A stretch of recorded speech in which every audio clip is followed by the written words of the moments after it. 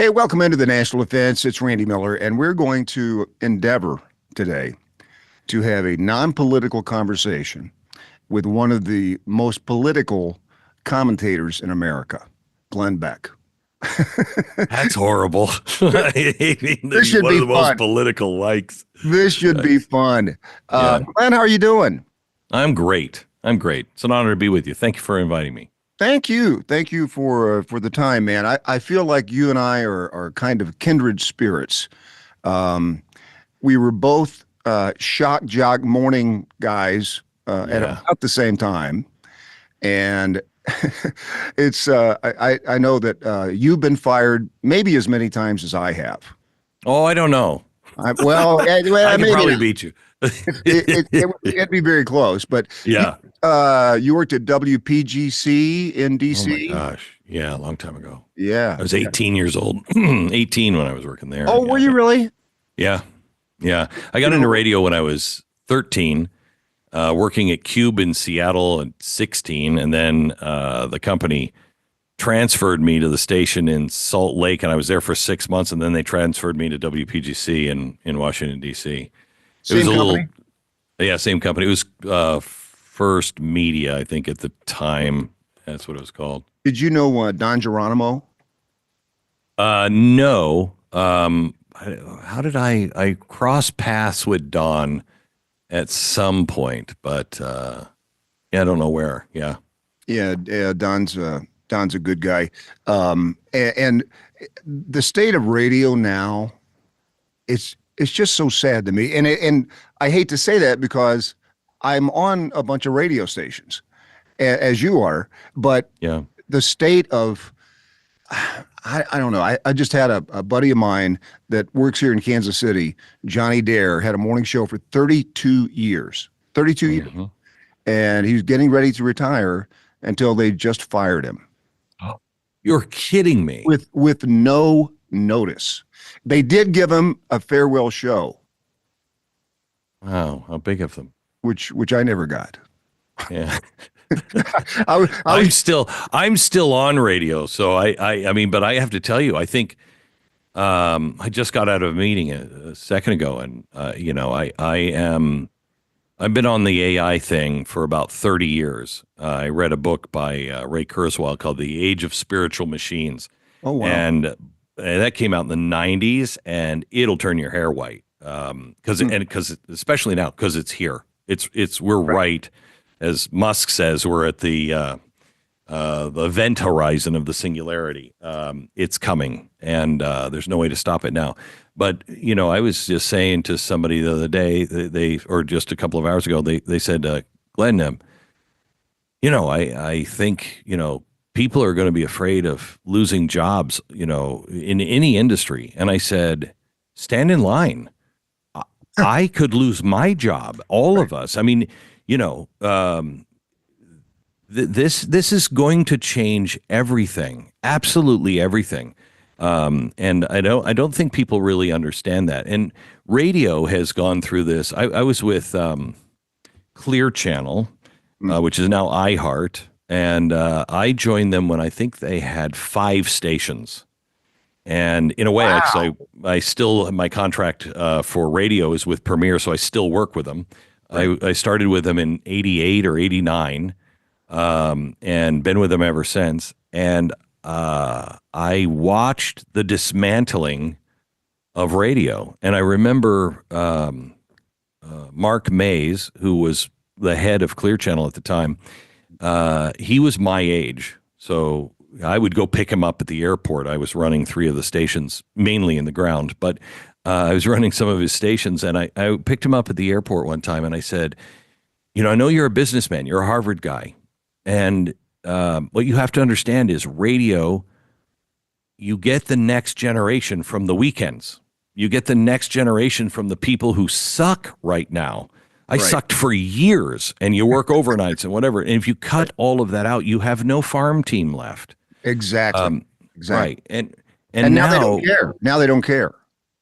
I know, but there's no future without a farm team unless you're just going to pull unless you're just going to pull podcasters, because that's a farm team now. Right. There's people out there doing podcasts that stink on ice, Horrible. and then podcasters that stink on ice, but you listen to them, you're like, I got to keep my eye on this one because this one is good. This one has potential.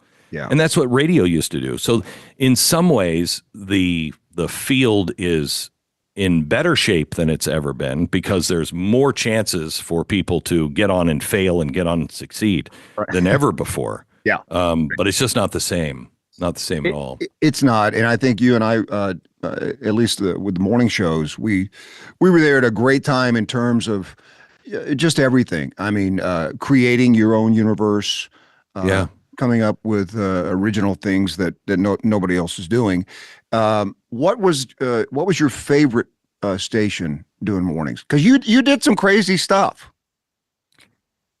I think Baltimore, Baltimore and Phoenix. Baltimore was just a rocket ride, and allowed me to just break all of the rules. When I was 16, and one of my mentors was a guy who had won Broadcaster of the Year from the NAB over and over again, and then he became program director of the decade.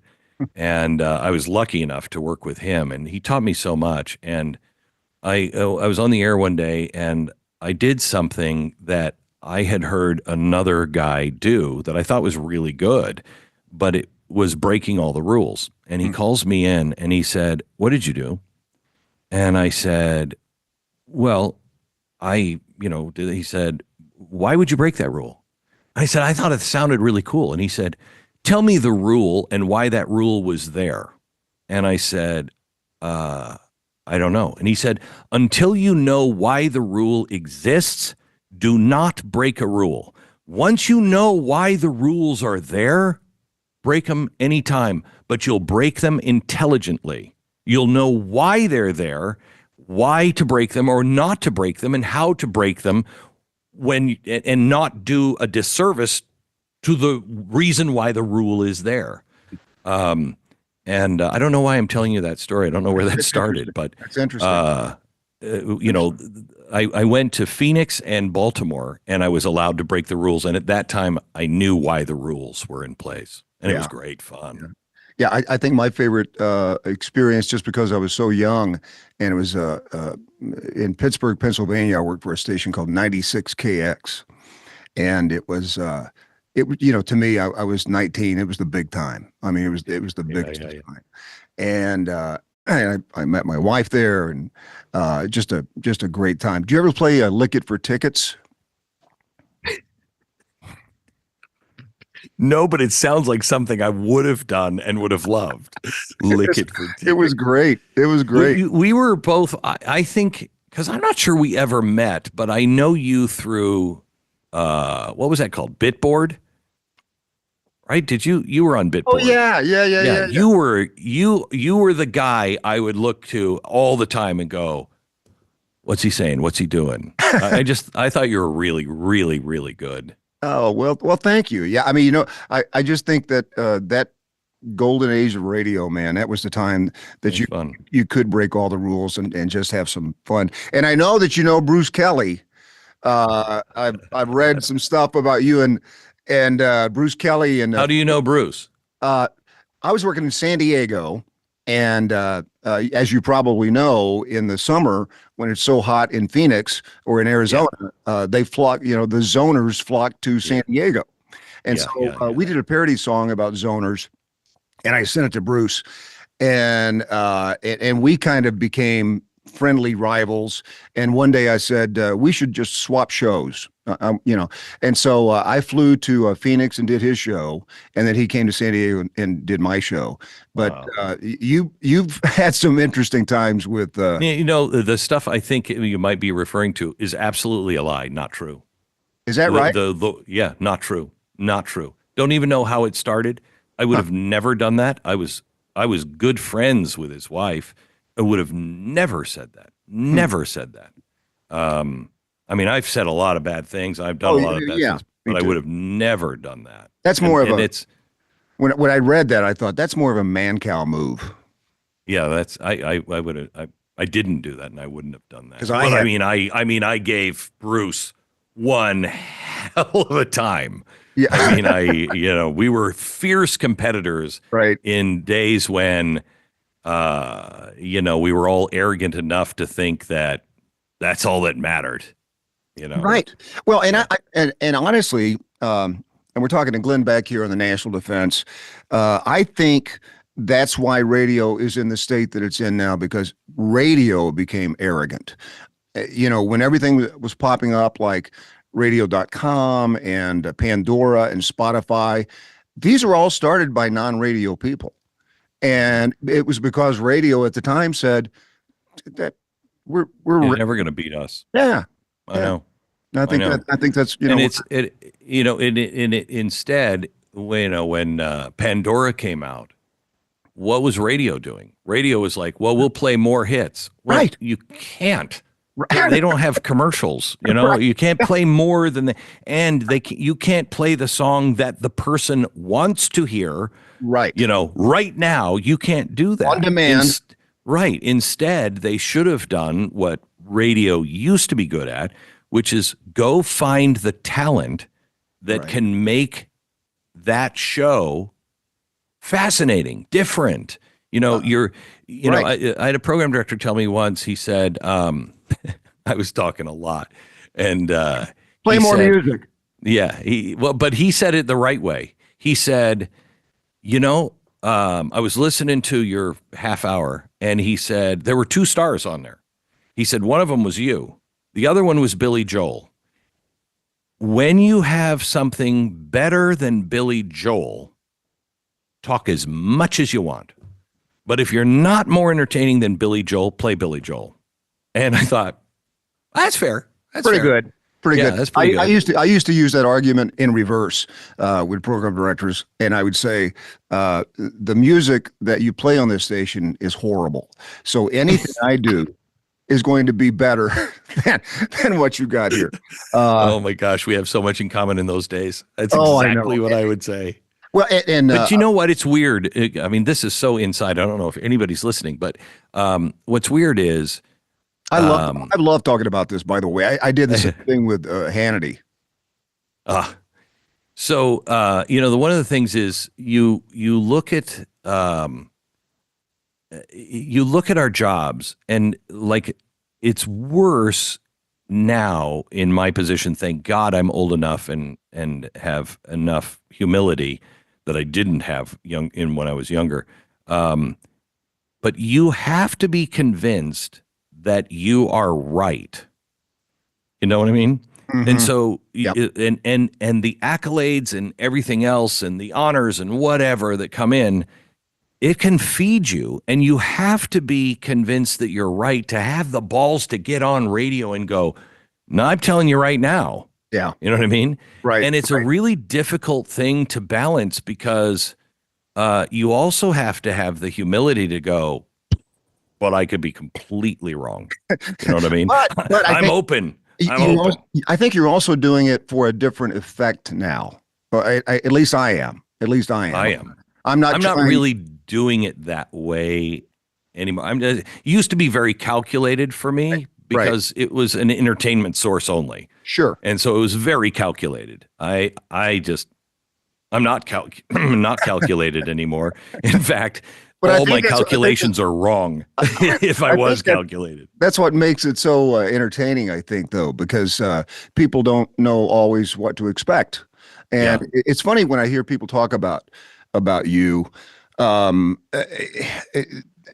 It's almost like, and I saw your interview with Kid Rock the other day. Outstanding. So awkward. Outstanding. Really? I thought it was outstanding. I was so, you know what it was? I have to tell you. And I said this on the radio the day after. I've never been more uncomfortable. I've talked to prime ministers, and tomorrow I've got a prime minister coming in. I've talked to everybody. Okay. Kid Rock freaked me out. And I think it's because I felt like the nerd I have always been, and he's Kid Rock. And I just felt like I'm in the lunchroom and I'm about to be beaten up. And so it was so, for me, it apparently didn't come through, but for me, it was like the most awkward interview I've ever done. It was Really? weird. Oh, Yeah. Oh, I thought it was great. I've never interviewed Kid Rock. Love to, no, he's fun. Nice guy. um, but it was kind of like I didn't expect the interview to go that way because he was talking about how we can get together as a country and talk about things without being so polarized. And he's going to take Bill Maher to the White House. I love that. I I just do thought too. that was so refreshing. And and so that's what I'm saying when I ask people about you. Uh, I think half the people I ask about you, they go, well, yeah, he's kind of middle of the road guy. And then the other half the people will go, what are you talking about? But I think you have that kind of persona. Would you agree with that? I'm not sure I know what you mean. Let me answer it this way and see if it's right. See if this is what you're talking about. I grew up in the Pacific Northwest. I grew up in a time where everybody got along. We knew you don't talk politics. I grew up in an alcoholic family. I hate this is the weirdest job for me to have because I got into talk radio to make fun of talk radio. I mean, watch my show on Fox. I'm making fun of cable news. You know what I mean? And I don't like confrontation because I was the peacekeeper in the family, in with all the alcoholism, and I hate confrontation. And so between growing up in Seattle, where everybody was, hey, do your own thing. I used to go to my friends and I in high school. We'd go to, I'd go over to a friend's house. I'll never forget. And right before we opened the door, she said, my parents are probably high in the living room. Just, move Disclaimer. on. And I'm like, fine, I get it. And so we went in and they were just like, hey guys, what are you doing? And we were the straight ones. They were the kids. And so Right. Right. it's just a different world up there. And I grew up just getting along and being able to, you know, live in Seattle. And so because of that, I think I look at things different. I can talk to people if they'll talk to me. Right. I can talk to people in their own language in a way. I'm a Mormon, so we're the Jews of Christianity. Nobody likes us. And How many wives do you have? What'd you say? How many wives do you have? Oh, I have 14, but we Okay. only talk about one. We're not recording, are we? Anyway, I love going to other people's churches or synagogues. I love it. I love to see. I find it funny because I sit in there and I'm like, they all think they're so unique, and I'm like, about 99%. We're all saying the same thing. Right. But I Absolutely. love I seeing. totally agree with that. Yeah, I love seeing how people worship, how they're different. I mean, I feel like the whitest white boy ever, but I used to go to Harlem to the same gospel church that Mariah Carey and Whitney Houston used to go to. I'd be the only white guy there. Right. But it was great. It was great. And so I like experiencing things. I'm not somebody who's like, it's my way or the highway. I like the variety that everybody has, but that doesn't seem to be popular a lot of the times now. Well, that must be it then, because I think there are several schools of thought on what you do and yeah, how you say it. And I think it's all about how you say it, in terms of whether you're open to hearing different points of view and that kind of a thing. And the reason that this show is non-political is because it's for active duty military veterans and their families. And when you got somebody in a foxhole next to you, man, you don't care No, color they you are. don't care about color or anything. No, Nothing. you don't care about any of that. And so that's why, I started this show about 10 years ago. And anybody that comes on the show, that's just kind of the way we go, because the one thing we can all agree on is that we need to support the troops. Yeah. That's the only thing that needs to Yeah. be considered. And it still boggles my mind whenever there is any kind of a disagreement, or a resolution or a bill that's going to help the troops, that somebody denies. And how can that possibly be in this Uh, country? You I know? couldn't believe, I said to my assistant, I said, why am I on the show about the troops? And they said, it's just, they want to talk about your support for the troops. And I said, I think it's the other way around. I don't know if I've ever done anything for the troops. I know what they've done for me. I had a hard time thinking. The only thing, and I don't know if you remember this, but when I first started doing talk radio, we were about to go to war in Iraq, Mm. and and I had worked when I was probably 20. I had worked with a guy who was unbelievably talented, but alcoholic, cocaine, out of control, mean as mean can get. Uh, Somehow or another, we were friends. And he was doing the morning show, and I was doing the morning show on the FM. He was on the AM, named Jim Lago. And we never really talked for a long time, but we'd be looking at each other through the glass, and it kind of felt like I knew him and he knew me. sure. And I got to know him. And the reason why he was the way he was, in some regard, is Vietnam.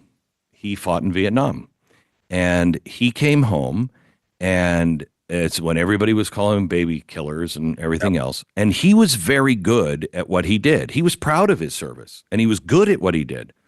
And he came home, and everybody, was doing what they were doing back then. And he walked into a job interview, and the guy looked at the paper and he said, "So you were in Vietnam?" He said, "Yes, sir, I was." And he said, "Oh, I'm sorry about that." And he said, "I'm not. I'm proud of my service." And that stuck with me, that he had told me back in the early 80s, we were never really welcomed home. We were never welcomed home. Yeah. And so when we were going to, and I determined at that time, if I'm living in a time where there is a war, I'm not going to be a part of doing that to anybody who is fighting for my country. You know what I Sure. mean? And doing stuff that I wouldn't do, or would be, Hey. I'd be the guy on the steps. You remember Saving Private Ryan? Right. And that one guy goes up and he can't go, and he's hearing all the stuff going, and I think he wets his pants. I'm convinced that's who I'd be. I'm just like, but back when we went into Iraq, right before, I did something called the Rally for America. Oh, I do And remember that. right?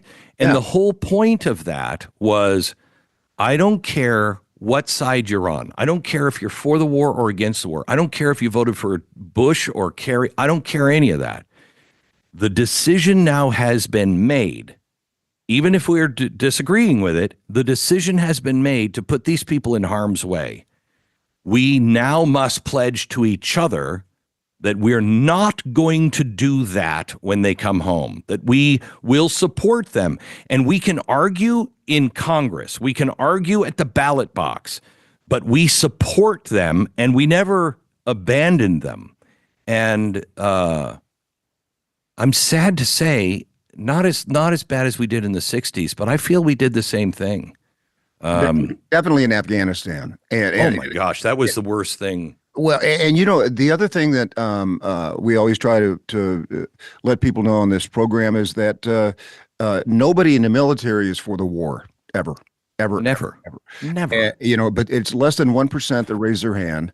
And I started this show 10 years ago with a Vietnam vet that was the Assistant Adjutant General of the VFW, Jerry Newberry. Rest in peace. He passed away last year, but same kind of story, Glenn. Yeah.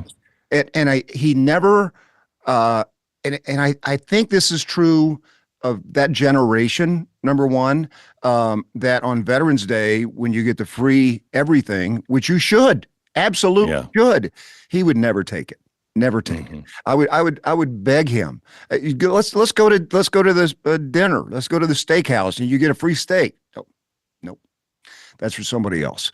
And I just think it's that mentality. Number one, why a lot of people serve, but it They're not, they're not, I've met who I think are real, true heroes.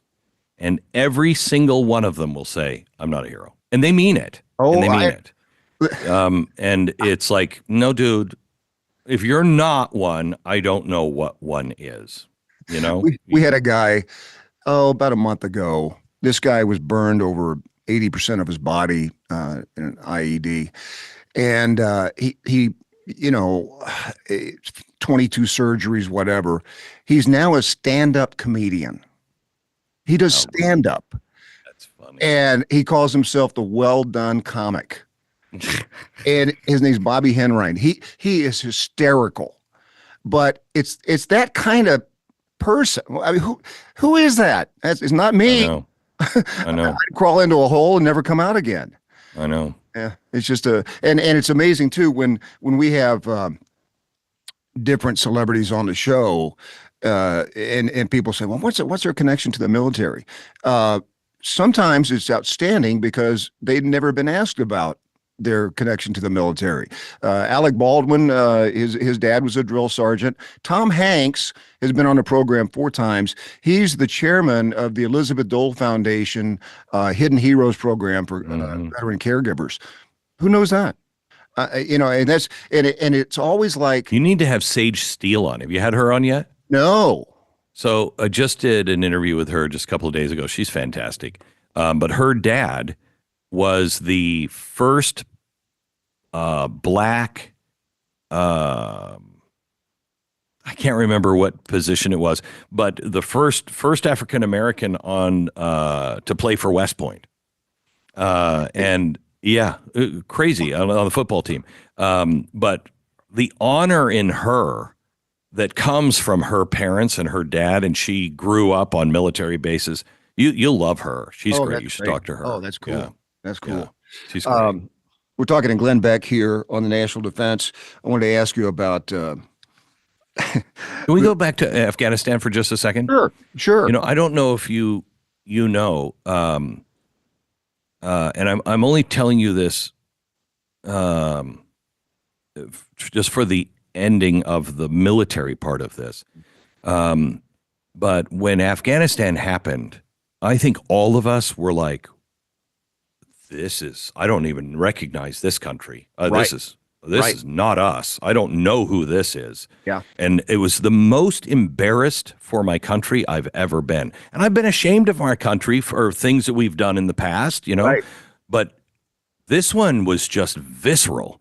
Mhm. And I'm on the air and I say, this can't stand. This can't stand. So I called a friend of mine who was in the Trump administration, part of the National Security Council, and just a great, great military guy, and retired. And I said, what would it cost to go over and get those people?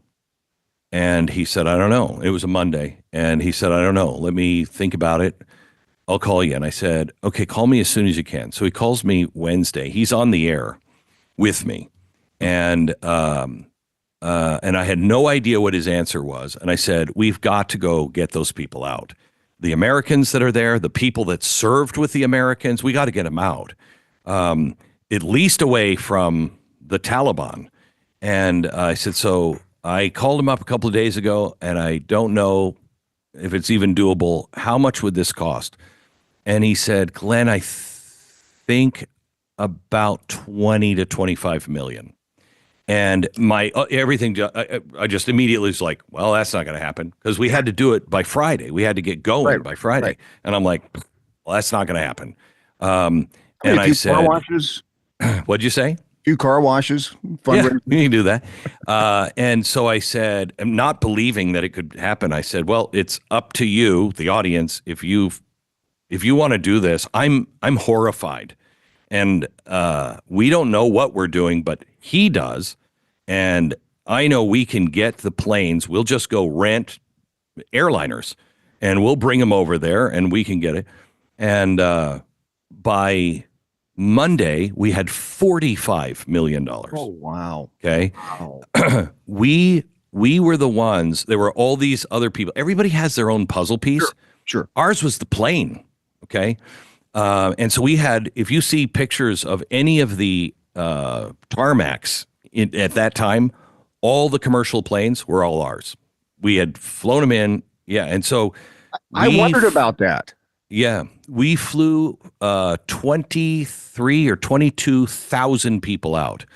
Wow. Here's why I'm telling you this story. Two things. The people who died at Abbey Gate, I have a hard time telling this story because this one hits so close to home.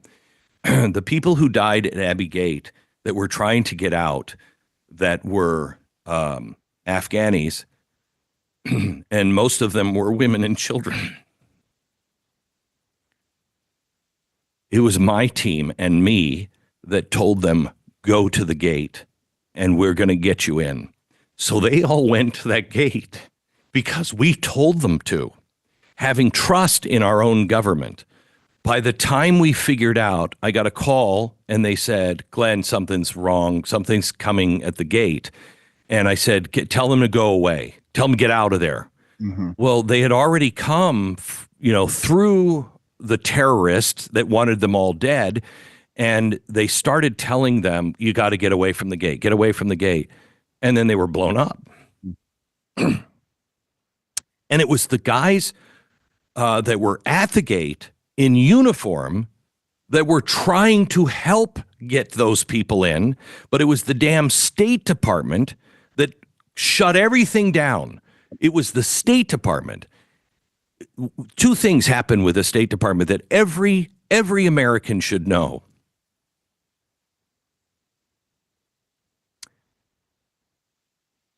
They would not allow us to bring anyone out at all. We were going out with teams and other people. We were just helping them, and their teams going out. All these great charities all worked together. Nobody cared who got the credit. And so they're risking their life. And we're hiding and playing a shell game with all of these people on the ground, keep them alive. And the State Department kept saying to us, well, you need this paper. They need this paper. They need this paper. Okay.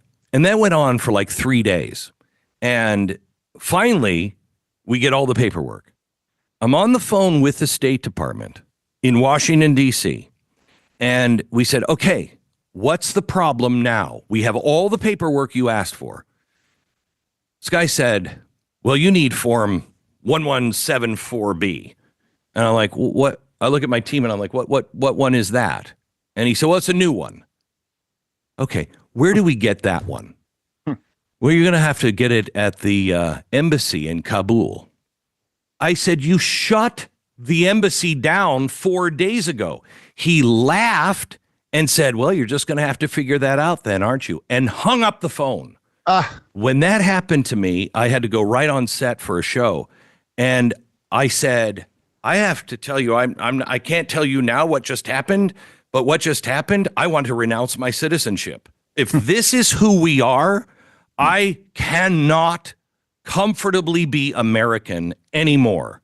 I was just so shocked by it all. So finally, we got them to agree to let the planes take off. Here's the worst part. They allowed us to take off with people who had served our military and helped them the whole time, all legitimate people, but only if our first plane were the military members that our government left behind. Our military members.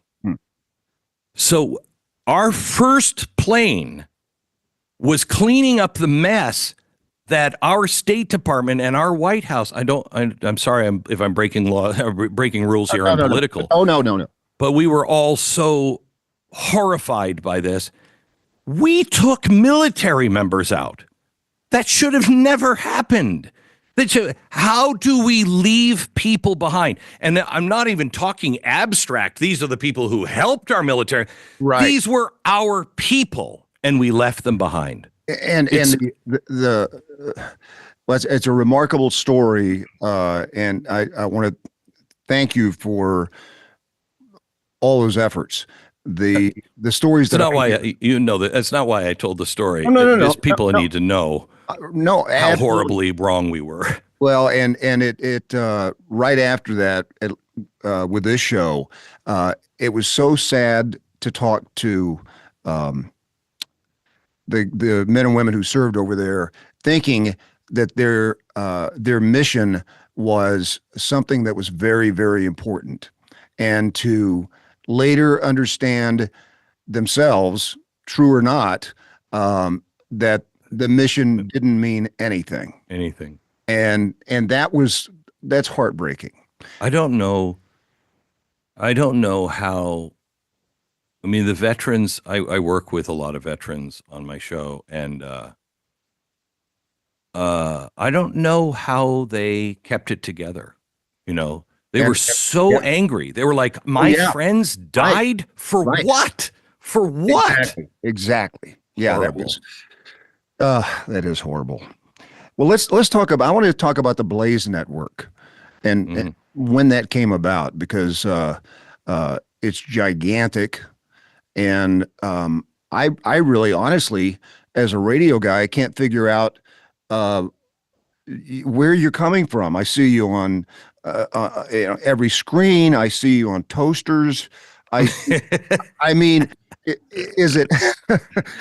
I mean, I know you're somewhere in Texas sometimes, but I mean, it's kind of you've really managed to pull off kind of this incredible array of different media. It shows how desperate America is for entertainment, doesn't it? That I could be successful. I mean, I know. No, I mean, I know how hard it is to be on one station, but to have to be on all these different ways of accessing your program and your content is just remarkable.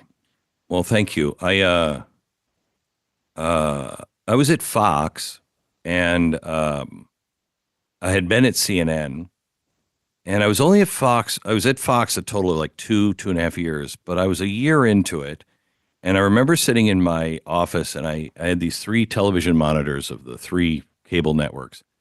And my staff was in there. We were in the middle of something. And I look up those monitors and I said, by the way, gang, just want to share, we have got to get out of here because all 3 of those are going to burn themselves to the ground. There is just, this is not going to last. And so I left Fox, and I mean, I'm a guy who has always believed risk big, win big, risk big, lose big. Sure. Know the odds before you put your money down on the table. And I didn't know what the odds were going to be. It just felt right. And I partnered with Major League Baseball because they were the only ones that had the backbone. I mean, we started the Blaze, a fully digital network online before Netflix was still sending movies out by U.S. mail. Sure. Okay. Like our biggest problem was buffering. It'd be like, and I want to tell you about, and buffer. Yeah. Right. I mean, it was just, it was a million years ago in technology years. But it worked, and I'm just right now talking to my staff about, I feel exactly the same way I did then. I think people don't understand in the next 18 to 36, 48 months, by the time we have a new president, technology is going to change everything so dramatically that if you're not at least in the train station today, the train's about to take off, and it's an express, and there's no stops. You're not going to get on the train. You have to understand the world is about to completely change. And so we're in these times now, like I was back then, of you either need to redesign, refigure, and figure out what the future is, or you're just going to be left in the past because this doesn't work. What's happening, even with the new, even with the Blaze platform and Daily Wire and everything else, it doesn't work. It's not settled enough for the next disruption. That's interesting because the learning curve right now, depending on your age, I think it gets to the point. My dad is a great example. No internet, no desire to have internet, Yeah. none of that. And so I think what you're talking about is, like you say, if you're not in the train station, you're going to get left behind. I know. And I'm 61 now. And we're in a place to where for the first time, it's very exciting in some ways because all you have to do is to get on Grok or ChatGPT and say, I don't know how to do this. Right. I want to learn this. And you could say, I want 10 minutes every night before I go to bed. I want 10 minutes that you will teach me something about this industry, this idea, philosophy, whatever it is. Right. I want a 10-minute lesson every night and give me the arch so I can make sure that arc is what I want to learn. And it will. And then every night it will give you that lesson. You just have to be curious. Yes. And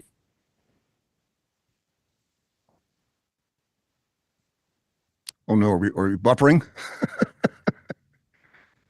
there he is. Oh, I mean, isn't this hysterical? I hope you leave this in that we're talking about how great technology is, and then I just said, we are we buffer. buffering? Is it buffering? Is that what? Anyway, my point is that you can do anything now if you're curious. And I remember my dad. Don't you feel like you're getting more curious as you get older? Yes. That's what I just turned 65, and I want to find out about everything. Yeah, I know. Yeah. My dad, he was 80, and we used to talk all the time, and we would share books, and he was just a great mind. And at one point, it was 80, 81, and I said, Dad, you got to read this book. You're going to love this book. It's all about, and he went, okay. And I could just tell by the tone of his voice, he's not going to read it. Yeah. And I said, you're not going to read that, are you? Which was unusual for my dad. Uh-huh. And he said, no, I'm not. And I said, is it the topic? And he said, no, son, I'm just really tired of learning right now. And I hung up the phone and I thought, my dad's going to die. And he was dead within the next 2 years. Oh, wow. The minute you stop being curious, you're signing out. Yeah. And my daughter does the same thing with me. And it's not because I was tired of learning. It's just, I don't like her music. And so she would suggest, differently. And so it got to the point though, where I knew that was so important to her that any recommendation, book, movie, song, whatever, I'm going to give it a shot. And and I always surprise myself by sometimes you're into it. But yeah, Glenn, listen, man, we can't thank you enough for taking the time. It's just oh my gosh, what a pleasure to see you. Oh, this is fun. What about, and we talked about Jason Whitlock, our buddy Jason Whitlock, the sports guy that was here in Kansas City. And Jason's a part of the Blaze. Yeah. And, I think Jason is one of the most intelligent guys. He's so honest, too. Yeah. He's not afraid of saying, I have no idea. I've never thought of this before. Right. I mean, he's a guy who this last election was the first time in his life he ever voted. And, I didn't know. Wow. Oh, yeah. And he was like, it doesn't matter. I don't really care. Blah, blah, his whole life. And, to say that on a place where it's very political was a little ballsy. Yeah. But that's why I think people like him. He's just who he is. Yeah. and he takes you along on the journey. Well, it's been fun catching up to you, and obviously very excited to see what this next iteration of everything is going to be, and Yeah. really get into it. So, Yeah. but So great to see you. Please great, stay in touch. great to see you. Absolutely, man. Good to All right. talk to you. Good to talk to you. We'll be Thank right you. back here in the National Defense.